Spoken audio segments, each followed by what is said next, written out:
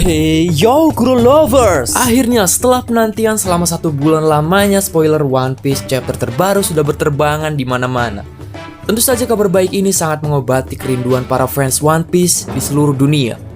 Jadi Kapten Kuro sudah merangkum secara lengkap isi dari One Piece chapter 1054, yang tentu saja banyak sekali sesuatu yang sangat menarik pastinya.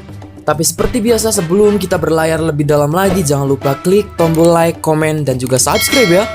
Kalau sudah, terima kasih. Chapter 1054 kita kali ini diberi judul Kaisar Api. Sampul Weekly Shonen Jump merupakan kolaborasi dengan majalah Weekly Shonen Sunday untuk merayakan wawancara antara Eiichiro Oda, One Piece, dan Gosho Aoyama, Detective Conan. Luffy dan Toru Amoru dari Detective Conan ada di sampul Shonen Jump. Conan Edogawa akan muncul bersama Zoro di sampul Shonen Sunday. Di sampul Color Spread kita bisa melihat 4 kaisar laut yang baru, Luffy, Blackbeard, Shanks, dan Buggy.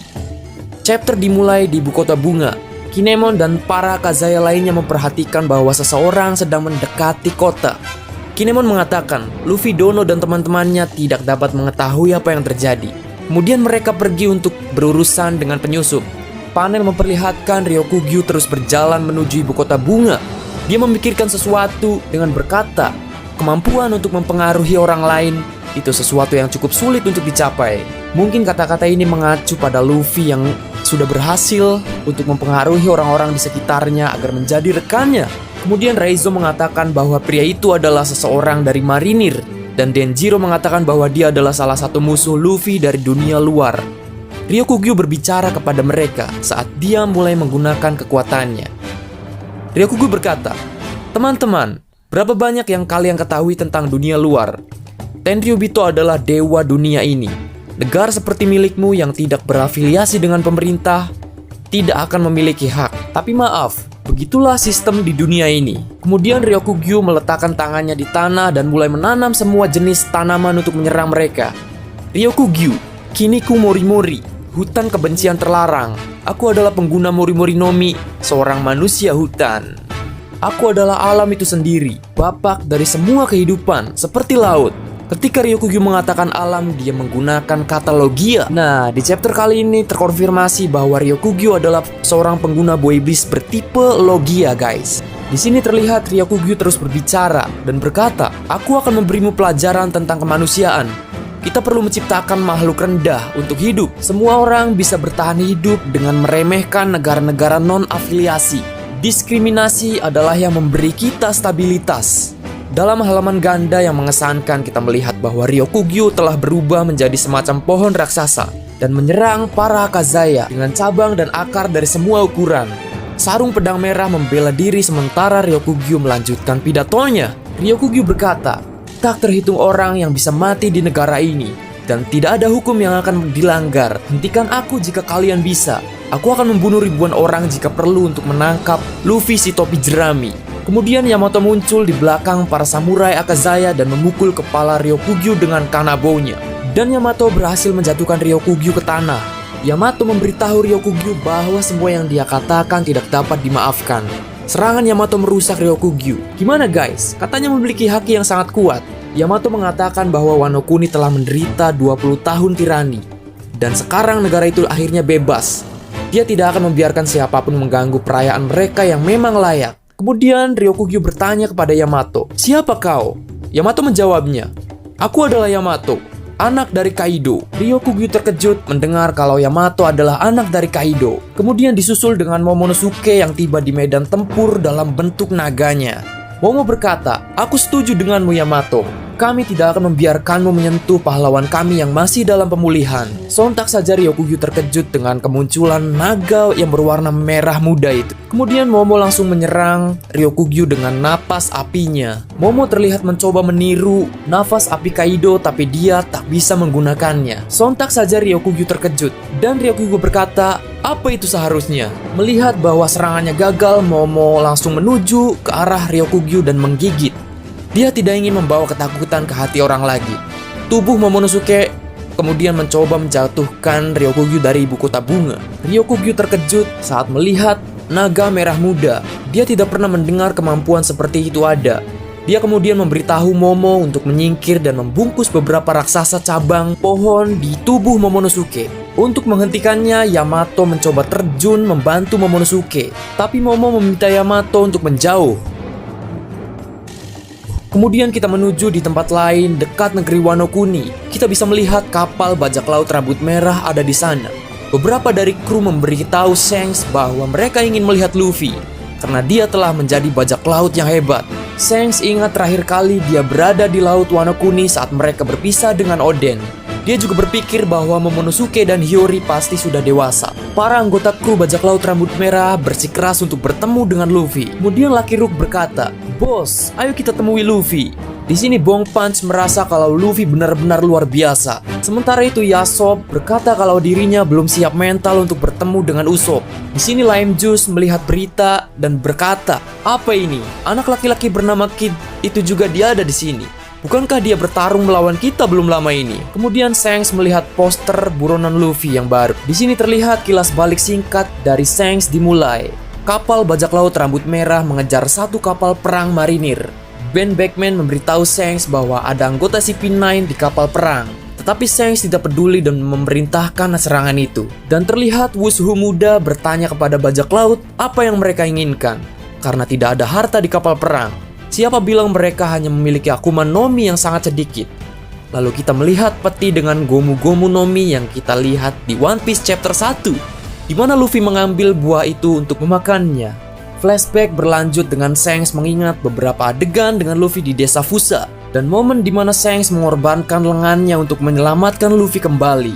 Saat ini kita melihat Shanks meraih lengannya yang hilang. Beberapa anggota kru yang tidak berada di kapal bajak laut rambut merah saat itu bertemu Luffy di masa lalu. Mereka terkejut bahwa bos mereka mengenal Luffy. Mereka mendengar semua jenis rumor tentang Luffy. Misalnya bahwa Luffy adalah monster yang tak terbendung.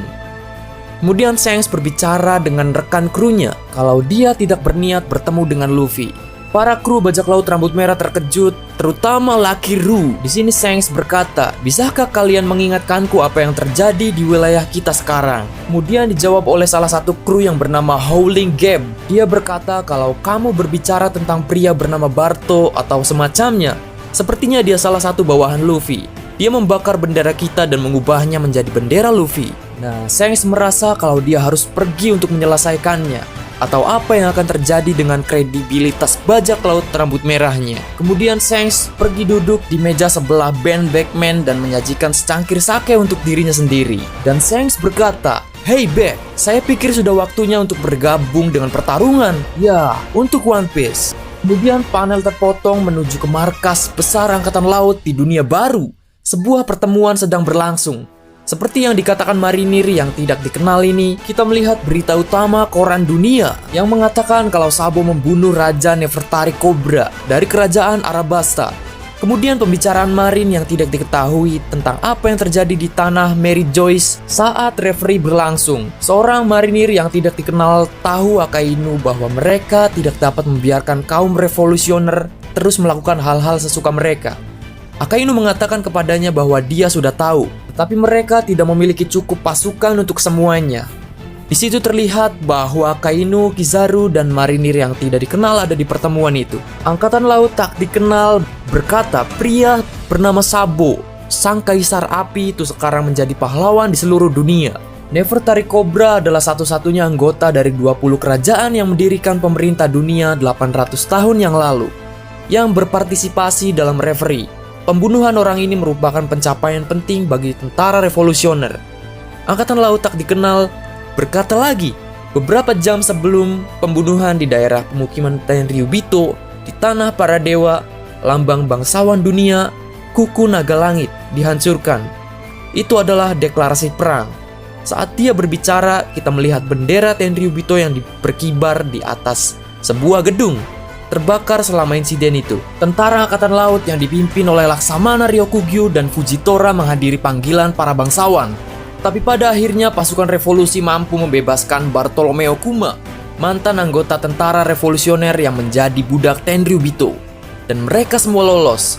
Laksamana mungkin tidak bisa bertarung dengan baik di tanah para dewa. Akainu berkata, "Kamu tidak perlu membuat alasan atas nama mereka. Dan bagaimana dengan hilangnya Putri Vivi?" yang terjadi bersamaan dengan pembunuhan Raja Cobra. Kita melihat lagi headline surat kabar yang melaporkan hilangnya Vivi. Marinir yang tidak dikenal dihadirkan. Dia adalah seorang pria dengan rambut putih dan kacamata hitam. Dia adalah Kuroma, kuda hitam, kepala layanan investigasi kriminal laut. Nama aslinya adalah Tensei. Di sini Kuroma berkata kalau dirinya masih menyelidiki hilangnya dan kemungkinan hubungannya dengan insiden itu. Akainu berkata kalau Alabasta mungkin sedang dalam kekacauan sekarang. Kemudian dijawab oleh Kuroma, kapal mereka masih di Pelabuhan Merah. Kurasa belum saatnya mereka kembali. Dan kemudian disela oleh Kizaru dan berkata, apakah insiden percobaan pembunuhan tentang Saint Carlos telah diselesaikan? Kuroma menjawab, mengenai Saint Mosgard dan bagaimana dia membantu tersangka untuk melarikan diri, ada pengadilan di tanah para dewa, yang dimana kesatria Tuhan campur tangan yang membuat segalanya lebih rumit. Akainu merasa kalau membiarkan mereka melakukan apa yang mereka inginkan. Kemudian Kuroma berkata lagi, rumor mengatakan Sabo adalah orang yang mungkin menarik tali di balik semua insiden ini. Dan revolusi 8 bangsa terjadi bertujuan untuk kembalinya para pemimpin dunia. Percikan pemberontakan di seluruh dunia, mereka mulai memperlakukan orang seperti Tuhan. Di halaman ganda terakhir kita melihat negara dari chapter 1054 di mana gambar raksasa Sabo di sebuah bangunan. Ada seorang pria dengan megafon di atas panggung, sementara orang-orang bersorak, Sabo, sang kaisar api. Kemudian Kuroma melanjutkan, pria revolusioner sistem lama telah dihancurkan di sisi bajak laut oleh adik dari Kaisar Api. Saat ini, era ini sedang berubah. Kamu bahkan bisa mengatakan bahwa popularitasnya telah melampaui pengaruh dari panglima tertinggi tentara revolusi, naga pemberontak, yaitu Dragon ya. Kemudian Kizaru berkata, dan kemudian tepat pada saat ini adik laki-lakinya Luffy si topi jerami menjadi salah satu Yonko. Pria dengan megafon mulai berbicara kepada orang-orang. Di panel terakhir chapter ini kita melihat Akainu melihat laut dari kantornya. Akainu berkata, sepertinya aku sudah menjadi laksamana armada saat ini. Tapi apapun yang terjadi, aku akan menghabisi mereka semua. Nah, itu adalah isi lengkap dari One Piece chapter 1054 guys. Dan pengumuman untuk minggu depan chapter tidak libur ya, alias tetap rilis seperti biasanya. Thank you buat yang udah nonton, jangan lupa klik tombol like, komen, dan juga subscribe. Dan sampai jumpa di video selanjutnya.